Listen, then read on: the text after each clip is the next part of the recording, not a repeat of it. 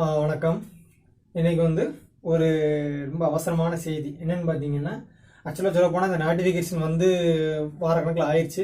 But இருந்தாலும் இப்போ தான் வீடியோ போடுறதுக்கு டைம் கிடச்சதுனால வேறு வழி இல்லாமல் டக்குன்னு போட வேண்டியதாக இருக்குது. இந்த வீடியோ பார்த்து தயவு செஞ்சு நிறைய பேருக்கு ஷேர் பண்ணி விடுங்க. ஏன்னா லாஸ்ட் டேட் பார்த்தீங்கன்னா இந்த எக்ஸாமினேஷனுக்கு இந்த மாதம் கடைசி ஜூலை 31 தான் லாஸ்ட் டேட். அதனால் முடிஞ்ச அளவுக்கு அதிகமாக ஷேர் பண்ணி விடுங்க. ரைட்டா? சரி, அது என்ன எக்ஸாமினேஷன் அப்படிங்கிறத நம்ம ஃபஸ்ட்டு பார்த்துக்கலாம். என்னன்னு பார்த்தீங்கன்னா DBT JRF GAT-B அப்படிங்கிற ஒரு எக்ஸாமினேஷன். இதெல்லாம் பார்த்தீங்கன்னா ஆல்ரெடி நம்ம PhD அப்படின்னு ஒரு ஃபுல் டீடைல்ஸ் பற்றி ஒரு வீடியோ போட்டிருக்கோம். அதில் பார்த்தீங்கன்னா இந்த DBT department of biotechnology JRF நீங்கள் கிளியர் பண்ணீங்கன்னா 31,000 பெர் மந்த் பார்த்தீங்கன்னா PhD பண்ணுறதுக்கு கொடுக்குறாங்க அப்படின்னு நம்ம சொல்லி வீடியோ போட்டிருந்தோம்.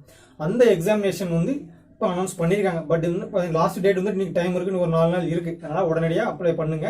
அதனால் மேபி எக்ஸ்டெண்ட் பண்ணலாம், அதுக்காக நம்ம பண்ணாமல் இருந்துக்கூடாது. அதனால் உடனடியாக பண்ணி விடுங்க, ஷேர் பண்ணி விடுங்க நிறைய பேர். சரி, அந்த examination full details, marks scheme, fellowship எந்தெந்த யூனிவர்சிட்டியில் ஆஃபர் பண்ணுறாங்க, அது போக வேறு அடிஷனலாக பார்த்தீங்கன்னா GAT-B அப்படின்னு ஒரு எக்ஸாமினேஷன் சேர்த்து வைக்கிறாங்க. அதுவும் இவங்க தான் வைக்கிறாங்க, டிபார்ட்மெண்ட் ஆஃப் பயோடெக்னாலஜி. அது என்னன்னு சேர்த்து பார்க்கலாம். ரைட்டா? ஃபர்ஸ்ட் பார்த்தீங்கன்னா DBT அப்படின்னா நமக்கு தெரியும், இந்த department of biotechnology junior research fellowship. இது நமக்கு ஆல்ரெடி தெரிஞ்சதான். இது PhD படிக்கிறதுக்கான இந்த எழுதக்கூடிய ஒரு எக்ஸாமினேஷன் தான் டிபார்ட்மெண்ட் ஆஃப் பயோடெக்னாலஜி. ரைட்டா? ஆனால் ஜென்ரலாக பார்த்தீங்கன்னா இப்படி சொல்லாமல் பெட் அடிவாங்க. பயோடெக்னாலஜி எலிஜிபிலிட்டி டெஸ்ட் அப்படின்னு தான் சொல்லுவாங்க. ரைட்டா? பெட் 2021.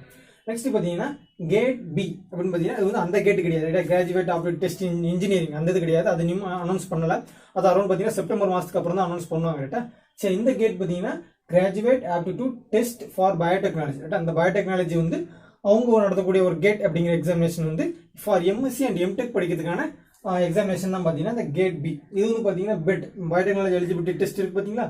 இது பார்த்தீங்கன்னா ரிசர்ச்சுக்கும் இது GAT-B அப்படிங்கிறது பார்த்தீங்கன்னா MSc and MTech PG course பண்ணுறதுக்கான ஒரு எக்ஸாமினேஷன். எதுக்கு இந்த எக்ஸாமினேஷன் வைக்காங்க பார்த்தீங்கன்னா ஒன்லி லைஃப் சயின்ஸ் இதில் PhD ரிசர்ச்சோ MSc MTech படிக்கிறதுக்கான ஒரு எக்ஸாமினேஷன் அவங்க தனியாக நடத்துகிறாங்களா அந்த எக்ஸாமினேஷன். நம்ம வழக்கமாக ஜஸ்ட் நடத்துகிறாங்க பார்த்தீங்களா, ஜாயிண்ட் என்ட்ரன்ஸ் ஸ்க்ரீனிங் டெஸ்ட் ஃபிசிக்ஸ்க்கு மட்டும்.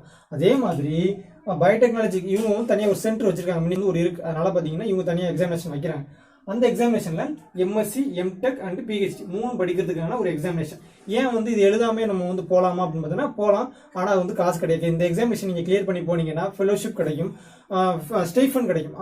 இது ரிசர்ச்சுக்குள்ள ஃபெலோஷிப், இதுக்கு ஸ்டைஃபன் சொல்லலாம். ரைட்டா? மந்த்லி ஸ்டைஃபன் கொடுத்துரும். சரி, ஃபர்ஸ்ட் நம்ம இந்த GAT-B அப்படிங்கிறது என்ன நம்ம பார்த்துலாமா? என்னென்ன கோர்ஸ் இது ஆஃபர் பண்றாங்க. அதுவும் பார்த்தீங்கன்னா எல்லா காலேஜஸ்லயும் இது அவைலபிள் கிடையாது. செலக்டடா ஒரு பர்டிகுலர் யூனிவர்சிட்டி காலேஜஸ் மட்டும் தான் செலக்ட் பண்ணி வச்சிருக்காங்க. நம்ம தமிழ்நாட்டிலையும் பார்த்தீங்கன்னா ஒரு 5-6 யூனிவர்சிட்டிஸோ ஒரு 2-3 காலேஜஸ் மட்டும் தான் அலோவ் பண்றாங்க. அதாவது டிபார்ட்மெண்ட் ஆஃப் பயோடெக்னாலஜி ஸ்பான்சர் பண்ற கோர்ஸ் அது மட்டும் தான். இப்போ கூட பார்த்தீங்கன்னா அண்ணா யூனிவர்சிட்டி ஒரு பிரச்சனை நடந்துச்சு, உங்களுக்கு தெரியும்.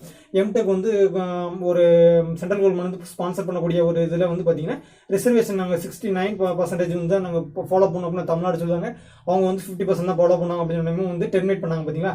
திரும்ப அட்மிஷன் நடந்துகிட்டு நினைக்கிறேன். அதனால பார்த்தீங்கன்னா இந்த எக்ஸாமினேஷன் நீங்கள் கிளியர் பண்ணீங்கன்னா மந்த்லி ஸ்டைஃபண்டோட நீங்கள் படிக்கலாம் MSc அண்ட் MTech. ரைட்டா? சரி, அது என்னென்ன MSc MTech என்னென்ன கோர்சஸ்ன்னு பார்த்தீங்கன்னா பயோடெக்னாலஜி, MSc பயோடெக்னாலஜி அல்லது MTech biotechnology. MSc biotechnology, animal biotechnology, computational biology, pharmacological biotechnology, food biotechnology, bio process biotechnology, moraine biotechnology. இதெல்லாம் நெக்ஸ்ட் பார்த்தீங்கன்னா இண்டஸ்ட்ரியல் பயோடெக்னாலஜி. இப்போ பார்த்தீங்கன்னா இந்த ஊகானில் தீநுண்மி வெளியே வந்துருச்சு அப்படின்னு சொன்னாங்க பார்த்தீங்கன்னா, அதெல்லாம் அதுக்கான ஃபண்டமெண்டல்ஸ் அதில் ரிசர்ச் ஈடுபடக்கூடியவங்க யாரும் பார்த்தீங்கன்னா இந்த அதாவது நுண்ணுயிரியை எப்படி இண்டஸ்ட்ரியலுக்கு அதாவது அப்ளிகேஷன்ஸ் ஓரியன்டாக பயன்படுத்தலாம் அப்படிங்கிறதுக்கான இதெல்லாம் பார்த்தீங்கன்னா இந்த இண்டஸ்ட்ரியல் பயோடெக்னாலஜி அப்படிப்பாங்க. அதில் ரொம்ப சூப்பராக இருக்கும். நெக்ஸ்ட் பார்த்தீங்கன்னா ஜெனட்டிக்ஸ், ஹியூமன் ஜெனட்டிக்ஸ் இந்த மாதிரி பார்த்தீங்கன்னா இந்த DNA அதை பற்றி படிப்பாங்க. அதெல்லாம் இதுதான் இந்த கேட்டகரி. நெக்ஸ்ட் பார்த்தீங்கன்னா பயோ இன்ஃபர்மேட்டிக்ஸ் உங்களுக்கு தெரியும். இதில் பார்த்தீங்கன்னா 10th பயோ இன்ஃபர்மேட்டிக்ஸ் தான். அதெல்லாம் பார்த்தீங்கன்னா நம்ம ஹியூமன் அந்த தரவுகள் இருக்கிற டேட்டாஸ் அதெல்லாமே சேகரிக்கக்கூடியது பார்த்தீங்கன்னா பயோ இன்ஃபர்மேட்டிக்ஸ். ரைட்டா? நெக்ஸ்ட் பார்த்தீங்கன்னா மெடிக்கல் பயோடெக்னாலஜி. அதாவது நீங்கள் மெடிக்கலுக்கு போக முடியாத பட்சத்தில் இந்த மாதிரி கோர்ஸ் எடுத்து படிக்கலாம், அழகாக மெடிக்கல் காலேஜ் கூட வேலை போகலாம். ஏன்னா பார்த்தீங்கன்னா மெடிக்கல் பயோடெக்னாலஜி. நெக்ஸ்ட் பார்த்தீங்கன்னா அக்ரிகல்ச்சர் பயோடெக்னாலஜி. இதெல்லாம் பார்த்தீங்கன்னா அக்ரிகல்ச்சர் யூனிவர்சிட்டி போகக்கூடிய பயோடெக்னாலஜி கோர்சஸ். சரி, இதில் பார்த்தீங்கன்னா டிக் பண்ணிக்க பார்த்தீங்கன்னா biotechnology MSc and MTech biotechnology. இது MSc biotechnology and MTech biotechnology. அதுவும் பார்த்தீங்கன்னா மெடிக்கல் பயோடெக்னாலஜி, அக்ரி பயோடெக்னாலஜி. இதெல்லாம் பார்த்தீங்கன்னா நம்ம தமிழ்நாட்டில் ஆஃபர் பண்ணக்கூடிய சில காலேஜஸ் ஆஃபர் பண்ணுறாங்க. அது என்னன்னு நம்ம பார்த்துக்கலாம். சரி, இந்த கோர்சஸ்க்குலாம் MSc MD MTech படிக்கிறதுக்கான எக்ஸாமினேஷன் தான் பார்த்தீங்கன்னா இந்த GAT-B, அதாவது graduate aptitude test for biotechnology. ரைட்டா?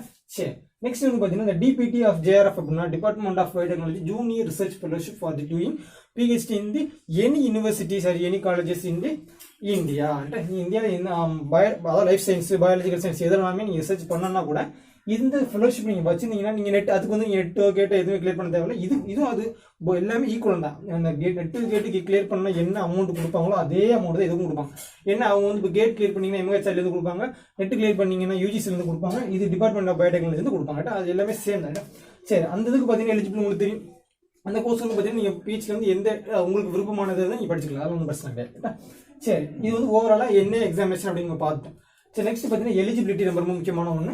இது வந்து 2 கேட்டகரியாக நம்ம பிரிக்கலாம். ஒன்று வந்து பார்த்தீங்கன்னா சொல்லிட்டோம் GAT-B அப்படின்னு சொல்லிட்டு, இது வந்து பார்த்தீங்கன்னா என்னது PG டிகிரிக்கான கோர்ஸுக்கான எலிஜிபிள் என்ட்ரன்ஸ் டெஸ்ட். அப்படிங்கிறப்ப அதற்கான எலிஜிபிலிட்டி UG கோர்ஸ் தான் இருக்கு. அப்போ என்னென்ன கோர்ஸ்னு பாருங்க. GAT-B எக்ஸாமினேஷனுக்கான கோர்சஸ் பாருங்க. Undergraduate courses physical science, chemical science, biological science, BVSc அப்படின்னா நமக்கு தெரியும், that is bachelor of veterinary science. அது படிச்சீங்கன்னா கூட நீங்கள் MSc பயோடெக்னாலஜி ஈஸியாக படிக்கலாம். நெக்ஸ்ட் பார்த்தீங்கன்னா MBBS, வந்து நீங்கள் டாக்டர் இருந்தால் கூட தாராளமாக இந்த கோர்ஸ் நீங்கள் படிக்கலாம். அது போக பார்த்தீங்கன்னா இந்த எலிஜிபிலிட்டி பார்த்தீங்கன்னா UG கோர்சஸ் வந்து ஒவ்வொரு யூனிவர்சிட்டிக்கும் ஒவ்வொரு காலேஜஸ்க்கு வந்து டிஃப்ரெண்ட்டாக இருக்குது. நம்ம தமிழ்நாட்டில் வந்து பார்த்தீங்கன்னா சில இதில் வந்து பார்த்தீங்கன்னா இந்த பயோடெக்னாலஜிலாம் பார்த்தீங்கன்னா இந்த biological life science botany zoology இவங்க படிச்சுப்பாங்க, மைக்ரோ பயாலஜி படிச்சுப்பாங்க, அவங்க மட்டும் தான் எலிஜிபிளாக இருக்காங்க. ஆனால் நீங்கள் வந்து அந்த புல்லட்டினில் போய் நீங்கள் பார்த்தீங்கன்னா ஒவ்வொரு யூனிவர்சிட்டிஸ்லையுமே வந்து பார்த்தீங்கன்னா ஒவ்வொரு டிஃப்ரெண்ட்டான எலிஜிபிலிட்டி சொல்லுங்கள். ஈவன் வந்து நீங்கள் பிசிக்ஸ் படித்தா கூட பார்த்தீங்கன்னா MSc பயோடெக்னாலஜி, MTech பயோடெக்னாலஜி கூட படிக்கலாம். பட் அதற்கான ஃபுல் டீடைல்ஸ் வந்து பார்த்தீங்கன்னா லிங்க் நான் கொடுக்குறேன், அதை பார்த்துக்கோங்க. அந்த புல்லட்டினை நீங்கள் டவுன்லோட் பண்ணி என்னென்ன காலேஜஸ் வந்து அதை அலோவ் பண்ணுறாங்க, ஆஃபர் பண்ணுறாங்க அப்படிங்கிறத நீங்கள் செக் பண்ணிக்கோங்க. ரைட்டா?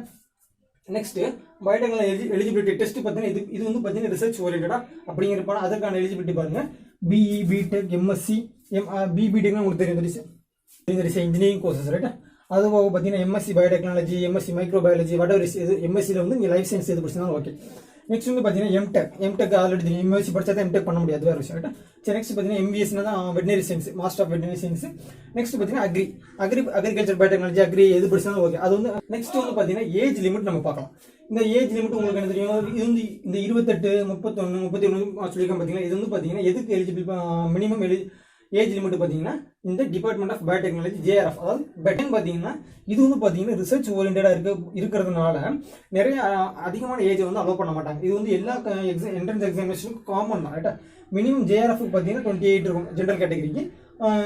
ரிசர்வேஷன் பாருங்க, OBC NCL நான் கிரிமினல் பார்த்தீங்கன்னா 31, SC/STக்கு அடிஷனல் 2 இயர்ஸ் 33 வயசு வரைக்கும் வந்து அலோவ் பண்ணுறாங்க. இந்த GAT-Bக்கு வந்து நோ ஏஜ் லிமிட். ஆனால் பட் பார்த்தீங்கன்னா யாருமே வந்து ரொம்ப அதிகமான வயசுல யாரும் எழுத மாட்டாங்க. ஏன்னா பார்த்தீங்கன்னா UG முடிச்சுட்டு பெரும்பாலான UG முடிச்சவங்க பார்த்தீங்கன்னா 20 இல்லாட்டி 90, 20, 21 இதுக்குள்ளேயே முடிச்சிருவாங்க. அப்படிங்கிறப்ப பார்த்தீங்கன்னா ரொம்ப ஏஜ்லாம் வந்து ஏஜ் பாரனால யாரும் இது எழுத மாட்டாங்க. அதனால பார்த்தீங்கன்னா இதுக்கு வந்து நீங்கள் ஏஜை வந்து நீங்கள் கன்சிடர் பண்ண வேண்டாம், இந்த பெட்டுக்கு தான் நீங்கள் கன்சிடர் பண்ண வேண்டிய அவசியம் இருக்குது. சரி, நெக்ஸ்ட் வந்து பார்த்தீங்கன்னா டெஸ்ட் மோடு வந்து பார்த்தீங்கன்னா ஆன்லைன் எக்ஸாமினேஷன் தான். அதுலேயும் பார்த்தீங்கன்னா என்னென்ன பேட்டர்ன் அப்படிங்கிறத பின்னாடி பார்க்கலாம். ரைட்டா? நெக்ஸ்ட் பாருங்க, பேட்டர்ன் பாருங்க. 2 எக்ஸாமினேஷனுக்கு நான் பேட்டர்ன் எழுதி போட்டுருக்கேன், ஃபுல் டீடைல்ஸ் எழுதிருக்கேன், பார்த்துங்க. GAT-B பார்த்தீங்கன்னா MSc லெவலில், அதுக்கு பார்த்தீங்கன்னா MSc லெவல் எக்ஸாமினேஷனுக்கு part A and part B அப்படின்னு 2 இருக்கு. ரைட்டா? 2 பார்ட் இருக்கு. அதில் பார்ட் A வந்து பார்த்தீங்கன்னா +2 லெவலில் கேட்குறாங்க. +2 லெவலில் இருக்கக்கூடிய maths, physics, chemistry, botany, zoology எல்லாமே வந்து பார்த்தீங்கன்னா பார்ட் A ல வந்து. ரைட்டா? நெக்ஸ்ட் அதுக்கான நம்பர் ஆஃப் கொஸ்டின்ஸ் எவ்வளோ கேட்குறாங்க பாருங்க, 60 கொஸ்டின்ஸ் 60 மார்க்ஸ். ரைட்? அதாவது மொத்தம் வந்து நான் 60 கொஸ்டின் கேட்பாங்க, 60 கொஸ்டின் அட்டன் பண்ணணும், ஒவ்வொரு கொஸ்டினுக்கு 1 மார்க்கு, மொத்தம் 60 மார்க்கு. ரைட்?